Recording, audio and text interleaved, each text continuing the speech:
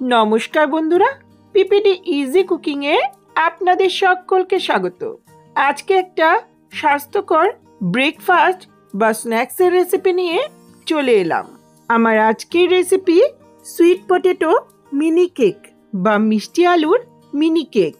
Mini cake বললেও এটা ডিম ছাড়া সম্পূর্ণ নিরামিষভাবেই বানানো হয়, তবে বাচ্চা বড় সবারই টিফিনের জন্য এটা বানিয়ে নেওয়া যেতে পারে। খুব সহজ একটা রেসিপি, ছোট্ট একটা ভিডিও। আশা করছি আপনাদের ভালো লাগবে। ভালো লাগলে লাইক কমেন্ট শেয়ার করবেন আর চ্যানেলটাকে সাবস্ক্রাইব করে পাশে থাকবেন। রেসিপিটা শুরু করি।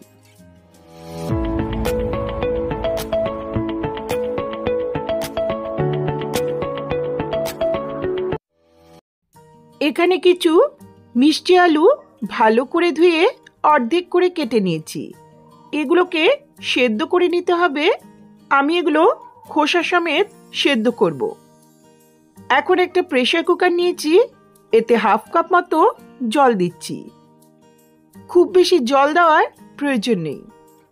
দিচ্ছি হাফ টিস্পুনের মতো লবণ। এই লবণটা দেওয়াতে মিষ্টি আলুর পানসে ভাবটা কমে যাবে। এখন আলুগুলো দিয়ে দিচ্ছি।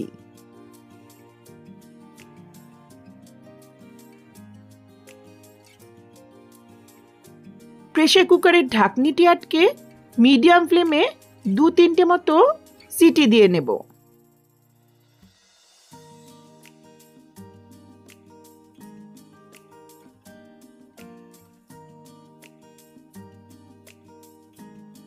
এখন গ্যাসের ফ্লেমটা অফ করে প্রেসার কুকারটা একটু ঠান্ডা হলে ঢাকনিটি খুলে নিচ্ছি। দেখেই বোঝা যাচ্ছে আলুগুলো ভালো মতো সেদ্ধ হয়েছে। এখন এগুলো তুলে নিচ্ছি। খোসা সমেত আলু সিদ্ধ করলে আলুটা সেদ্ধ হওয়ার পর জলের মধ্যে ভেঙে যায় না। এগুলোকে একটু ঠান্ডা হতে দেব। হাতে সবার মতো একটু ঠান্ডা হলে মিষ্টি আলুর খোসাগুলো ছাড়িয়ে নিচ্ছি।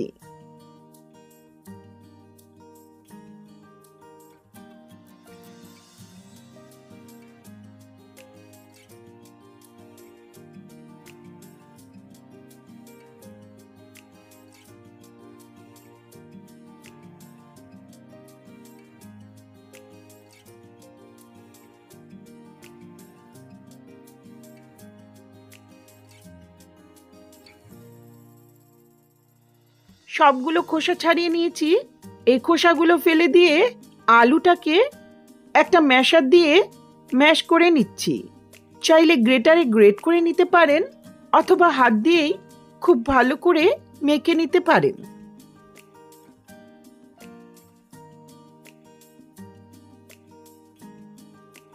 এখন এতে বাইন্ডিং এর জন্য দিচ্ছি 2 টেবিলস্পুনের মতো কর্নফ্লাওয়ার। একসঙ্গেই অনেকটা কর্নফ্লাওয়ার দিয়ে দিলাম। সুন্দর একটা ফ্লেভারের জন্য দিচ্ছি 1/4 টিস্পুন দারচিনি গুঁড়ো আর দেব 2-3 টেবিলস্পুনের মতো চিনি।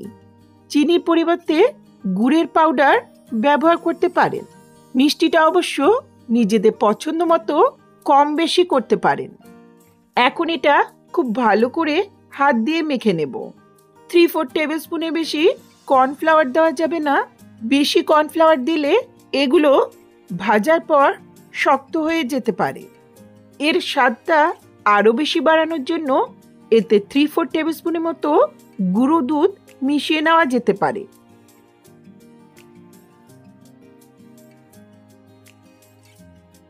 এগুলো মাখা হয়েছে। এখন এগুলোকে শেপ দিয়ে নিচ্ছি। এখানে কিছু রোস্টেড সাদা তিল নিয়েছি আর 1-2 টেবিলস্পুনের মতো তেল নিয়েছি। এখন হাতে একটু তেল লাগিয়ে অল্প করে মিশ্রণ হাতে তুলে হাতের তালুতে ঘুরিয়ে এইভাবে গোল করে একটু চেপে প্যাটির মতো শেপ দিয়ে নিচ্ছি।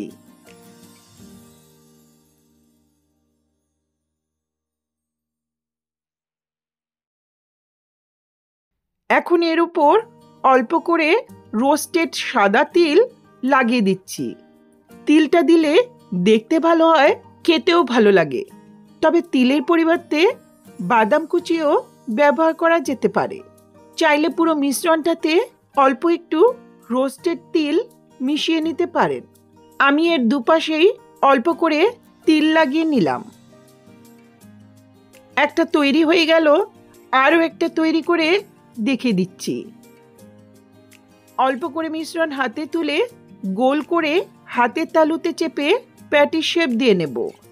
এখন দুপাশে অল্প করে সাদা তিল লাগিয়ে নিচ্ছি। আমি সবগুলো একইভাবে তৈরি করে নেব।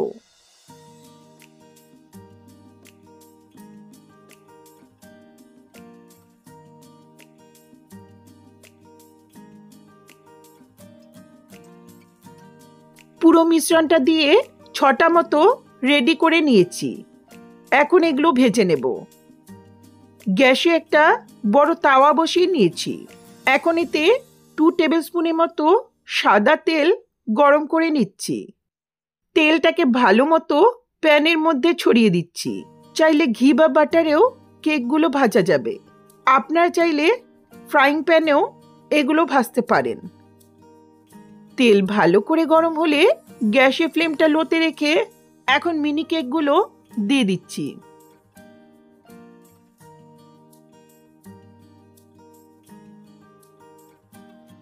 লো ফ্লেমে এক পাশটা লাল লাল করে ভেজে নেব। তাওয়াটা এভাবে নেড়ে চেড়ে নিচ্ছি যাতে তেলটা কেকগুলোর গায়ে সমানভাবে লেগে যায়। এগুলো এক পাশ থেকে লাল করে ভাজা হয়েছে, এখন উল্টে নিচ্ছি। ফ্লেমটাকে লো মিডিয়ামেই রাখতে হবে, এতে কেকগুলো ভেতর পর্যন্ত ভালো মতো ভাজা হবে।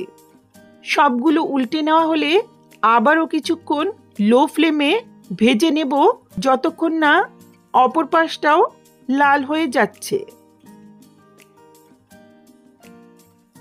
এগুলো দুপাশ থেকে লাল লাল করে ভাজা হয়েছে, এখন এগুলো তুলে নিচ্ছি।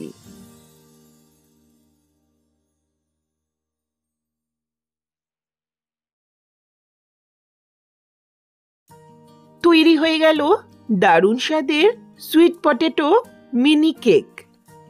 এটা ইচ্ছে মতো গরম বা ঠান্ডা যেমন খুশি খেতে পারেন। এই মিনি কেকটা ব্রেকফাস্টের জন্য আদর্শ একটি রেসিপি।